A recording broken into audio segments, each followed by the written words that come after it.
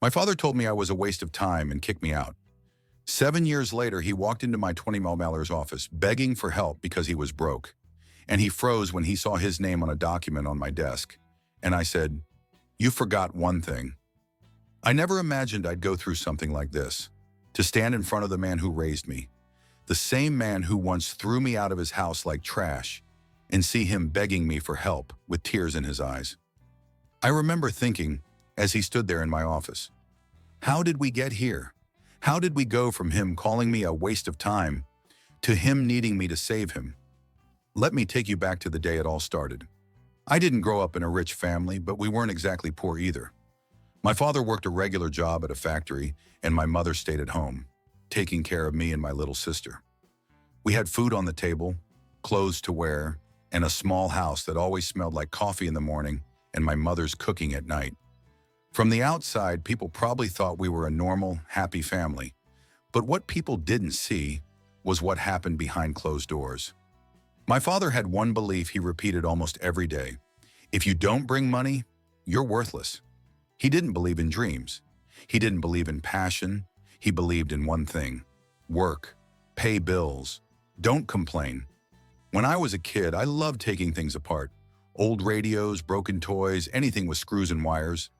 I'd sit on the floor for hours with a screwdriver in my hand, trying to understand how everything worked. My mother would smile and say, "He's going to be an inventor one day." My father never smiled at that. He would look at me and say, "Inventor? That doesn't pay the bills. Stop playing and go do something useful." To him, anything that didn't bring money right now was a waste of time, and I was the biggest waste of all. When I turned 18, I decided I didn't want to live my father's life. I didn't want to spend 40 years in a job I hated, counting down the days until retirement. I wanted something different. I wanted to build something of my own. I started studying business and technology on my own. I watched free online courses late at night. I read blogs, forums, anything I could find about startups, online businesses, software, entrepreneurship. I wasn't perfect. I didn't have a clear plan. But I had one thing my father didn't. I had hope. One day I finally gathered the courage to tell him what I wanted. We were sitting at the small kitchen table. He was drinking coffee after work, still in his stained uniform. My mother was washing dishes, listening in silence. I took a deep breath and said, "Dad, I don't want to work at the factory. I want to start my own business. I've been learning a lot about online software and startups. I just need some time to build something." He stared at me, expressionless at first. Then he laughed. Not a happy laugh, a bitter, cruel one. "Your own business? Are you serious?" he said. "You can't even fix your own life. And you want to run a company?" I felt my face heat up. My palms got sweaty. "I'm serious," I said quietly. "I just need some time. I know it won't be easy, but I believe I can do it. I don't want to waste my life doing something I hate." That's when his face changed. The laugh disappeared. His eyes turned cold. He slammed his hand on the table so hard that the coffee cup jumped. "You know what I believe?" he said. "I believe you're a waste of time." The words hit me like a punch to the chest. My mother turned around, eyes wide, but she didn't say anything. She never did when he got like that. "You're 20 years old," he continued. "You still live in my house. You don't pay bills. You don't bring any money. And now you want to play businessman? This is not a game. This is real life." "I'm trying," I whispered. "I'm studying. I'm planning.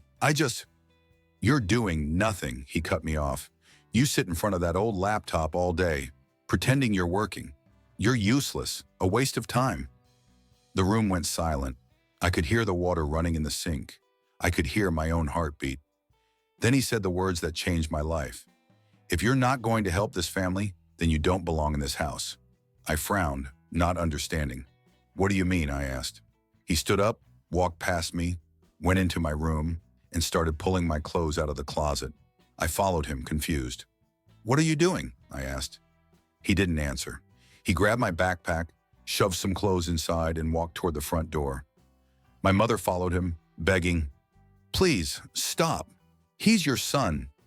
My father ignored her. He opened the door, threw my backpack outside, and turned to me. He looked me straight in the eyes and said, "From this moment on, you're on your own. If you want to be a businessman, go do it somewhere else. This house is for people who work, not for dreams and fantasies. You are a waste of time." And then, in front of my mother, my little sister, and a couple of neighbors who happened to be outside watching the scene, he kicked me out of the house. Literally, he pushed me out the door and slammed it behind me. I stood there on the sidewalk, holding my backpack, my heart pounding. I could still hear his voice echoing in my head. "You are a waste of time." That night, I had nowhere to go. I had a few dollars in my wallet, not enough for rent, not enough for a proper place. I walked for hours thinking, replaying everything in my mind. The anger, the humiliation, the feeling of being thrown away by my own father. Part of me wanted to go back, to knock on the door and beg him to take me in. But another part of me, a deeper, quieter part, whispered, "This is your chance. Either you break now, or you build." I took out my phone and called the only person I could think of, my friend Daniel. He picked up on the second ring. "Hey man, what's up?" My voice broke as I said, I need a place to stay. Just for a few days, my dad kicked me out." There was a pause, then Daniel said, "Come over, I'll send you the address." He was living in a tiny apartment with two other guys. It was cramped, messy, and loud. But to me, that night, it felt like a palace. It was the first place I'd ever stayed that wasn't my father's house. The first place where I wasn't constantly being told I was a failure. I slept on the floor, using my backpack as a pillow. My neck hurt. My back ached. The room was hot and noisy. But I made a promise to myself before I closed my eyes. This is temporary. I will never forget tonight, and I will never let anyone call me a waste of time again. The next few months were the hardest of my life. I had no degree, no job, no money, no family to run back to. What I did have was an old, slow laptop and a fire inside me that I had never felt before. I started doing random online jobs, freelance gigs, small design tasks, basic coding, anything I could get. I worked for low pay, sometimes almost nothing, just to learn and survive. During the day, I worked on whatever paid the bills. At night, I worked on my own idea. I had always loved software and problem solving, and I noticed something. Small businesses were struggling to manage their clients, their appointments, their communication. They were still using pen and paper, spreadsheets, and old systems. I thought, what if I could create a simple tool for them? Something easy, online, accessible, that helps them organize everything. It wasn't a brilliant Silicon Valley idea. It wasn't some revolutionary app. It was simple, but it solved a real problem. I spent months learning how to build it, watching tutorials, reading documentation, breaking things, fixing them again, testing, failing, starting over.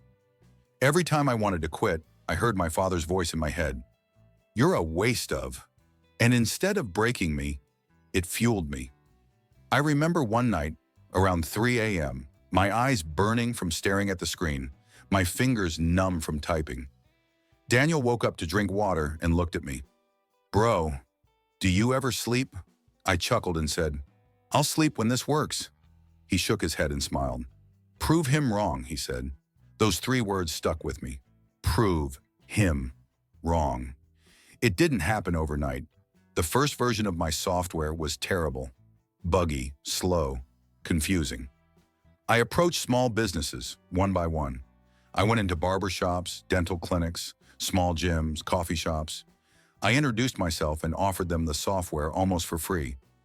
Most said no. Some laughed. Some said, "Why should we trust you? You're just a kid." But a few, a very small few, said yes, and that was all I needed. With each client, I improved the software. I listened to their feedback. I fixed problems. I added features. Slowly, the little tool started becoming something real. Small businesses began recommending it to others.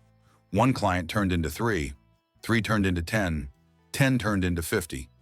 I barely left the apartment. I lived on cheap instant noodles and coffee. Every dollar I made went back into the business. While my friends went out to parties, I stayed in front of the laptop. While others were sleeping, I was sending emails, writing code, talking to clients in different time zones. My life was simple. Work, learn, improve, repeat. Years passed. That basic software, That little system built by a waste of time turned into a real company. I registered the business under my name. I hired my first developer, then a customer support person, then a small sales team. We moved into a tiny office first, then a bigger one. One day I signed a partnership with a well-known company that wanted to integrate my software into their services. That deal alone changed everything. The growth was insane after that. What once was just a dream built on a broken laptop in a crowded apartment had become a multi-million-dollar business. At 27 years old, I walked through the glass doors of my own office building for the first time. My company was valued at around $20 million. I had a team of dozens of people, clients in multiple countries, a bank account that my younger self wouldn't even believe.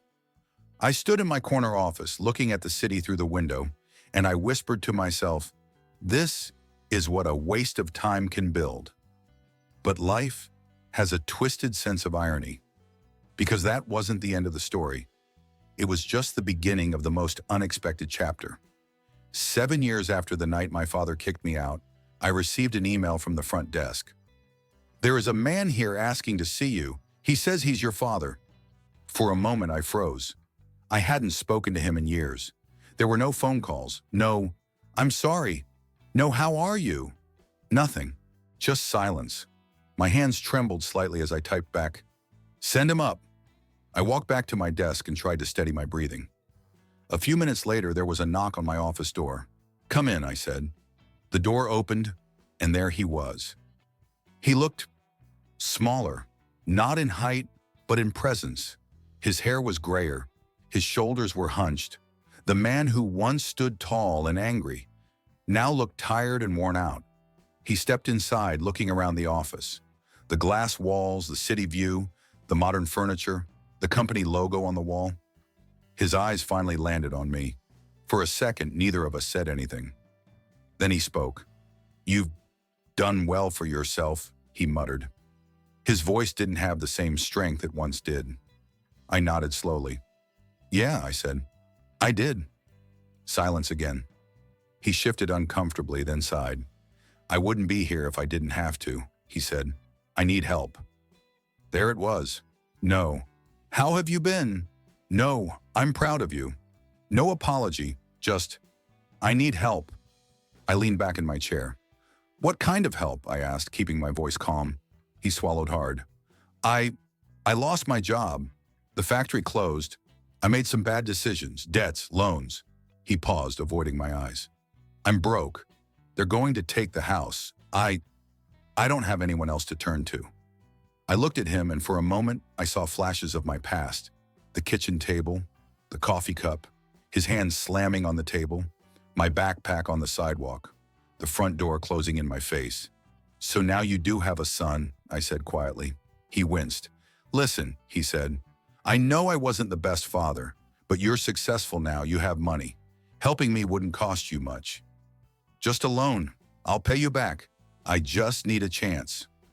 A chance. The same thing I asked him for years ago. He had thrown my chance out the door. Now he wanted his. I didn't respond immediately. Instead, I stood up, walked over to a cabinet, and pulled out a folder. Inside, there was a document I'd prepared weeks earlier. Because the truth is, I knew this day might come eventually. I walked back to the desk and placed the document in front of him. "What's this?" he asked. "Read it," I said. He adjusted his old glasses and began to read. As his eyes moved down the page, his expression slowly changed. Confusion, then shock. He looked up at me, then back at the document. Is this my name?" he stammered. I nodded. On that document, his full legal name was printed clearly. It was a property contract, one that I had quietly arranged months earlier. You see, at some point along the way, I had found out that my parents were struggling financially. They never told me directly, but I heard from a relative that the house might be at risk, so I did something, not for him, but for my mother and my sister. I bought the house, silently, through a separate legal entity using my company's success. I made sure the house was in a safe position. No more debts attached to it, no more risk of losing it. Now, sitting across from him, I watched as he realized what he was holding. A confirmation that the house was protected because of the son he once called a waste of time. His hands shook slightly as he held the paper. He looked up at me, his voice barely above a whisper. Why would you do this? I took a deep breath. Because my mother and my sister live there, I said, and they don't deserve to suffer for your mistakes. He swallowed, shame filling his eyes. I leaned forward, locking my gaze on him. But there's something you need to understand, I continued. You came here today thinking I was just a wallet, a last resort. You thought I would just fix everything for you. He opened his mouth to speak, but I raised my hand. 7 years ago, I said slowly, you threw me out of your house. You told me I was a waste of time. You made sure I felt worthless. I pointed to the document. This is what your waste of time built. His eyes started to water. I was wrong, he whispered. I didn't know. I shook my head. No, I replied. You didn't want to know. He looked down ashamed.